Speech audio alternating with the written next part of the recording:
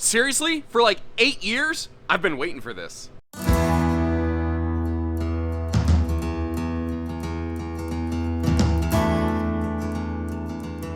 Hey everybody, Josh the RV Nerd with Bishop's RV here with a little bonus video, something a little extra I decided to throw in real quick today because this video is not going to take me a long time. A lot of times when you hear OTG in the RV industry, it means off the grid. But there's a lot of folks, actually talked recently in one of my videos about how the pop-up market has kind of diminished because the pricing on some of these things has gotten crazy. Well, Rockwood and Flagstaff, the single largest producer of pop-up folding tent campers out there, has recognized that. And they have gone all the way back. They've rolled the clock back like 30 years and gone totally back to basics and made something that is just simple, plain. There's not a whole lot inside of it. Same construction you see in the rest of their pop-ups, but the goal is to just get you off the ground. And this little bonus footage today, it's not going to be one of my big fancy, I get all this extra footage for you kind of thing. I'm just going to fly right through these things because I think that they pretty much are a very straightforward opportunity here. But I want to begin on this weird little guy right here. What I like about this is, you know, a lot of pop-ups, first you have to crank it up, and then you have to pull the beds out, and then you gotta, you know, put the beds, like, there's a lot of steps. There can be a lot of steps to it. This thing, you just pull in, crank the roof, hop inside. I mean, there's really nothing to it. And you want to talk about visibility? This camper gives you 360 degrees of viewing. You know, that way, if there's gas station murder hobo coming to get you, you're going to be able to see him from a mile away in any direction. Now, they don't really, like, there's not, like, you know, made for super heavy-duty off-grid kind of function or anything, but if you look over here, they're still maintaining their simple little solar prep plug because it costs a little bit of nothing. So if you got a little portable panel and you just want to keep a couple lights running, it is not going to be hard to do that. But in terms of like systems and functions, ain't a whole lot of that to really worry about. Something I think is nice though, because these are really built for a specific price point, it's still a one-piece entry door. And the reason that I really like that is, like, a lot of pop-ups have like a door chunk here that you put on once you open it, and then a travel door down here. And when you're walking into the RV and the door handle's down here, it's not too bad. When you're walking out of the RV and the door handle's at the level of your shins, that kind of sucks. And you don't have to deal with that here. Now, the thing to remember, there's not a whole lot going on. You've got a couple power outlets if you do happen to plug into some kind of park power. You've got a power vent fan, albeit the small one, easily upgraded up top. And you might have a couple USB plugs and like your mandatory safety items like a carbon monoxide detector. Other than that, there is not a whole lot to really be had here. You know, you just have a cooler, just not even like a little ice box. But look at this. How cool is this thing right here? That whether it's, you know, from your bed, your dinette, whatever the case may be, look at the window coverage that you have in this thing. It's so different and weird. If I was going to be picky, I think it would be really, really helpful in a small camper like this if instead of pedestal dinette legs, they had free floating table legs. So that if you wanted to, you could take the table outside. I think that would make a whole lot of sense to me. They also, you know, they put storage where they could.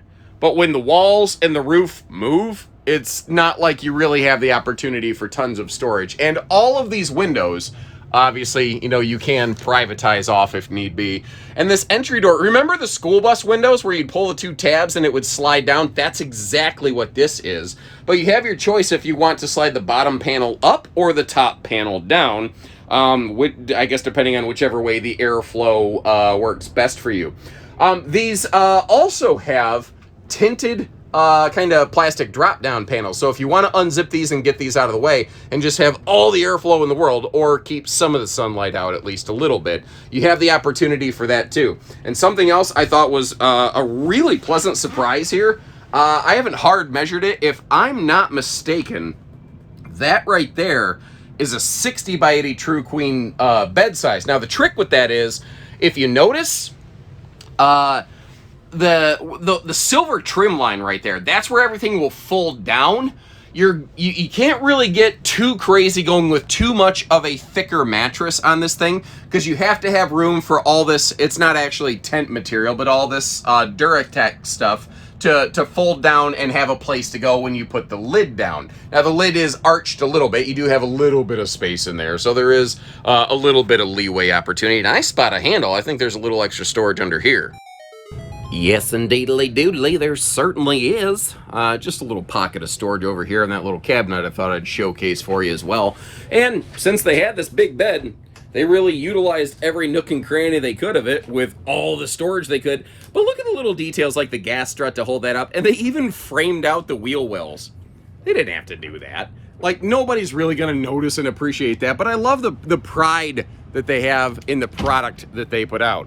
So that's the little guy. So if you're familiar with their A-frame lineup, it's basically the same layout as an A122S. Just, you know, instead of a pyramid-shaped hard side camper, it's a crazy crank the roof up lift top pop top camper. Now this is a little more traditional over here. If I'm not mistaken, I believe this is the same floor plan from their LTD series as the 1640, which is their you know, like 8-foot box kind of little pop up here. I think it's something like a queen bed in the front, a full in the back. It's been a while since I really went through pop-ups in any great detail.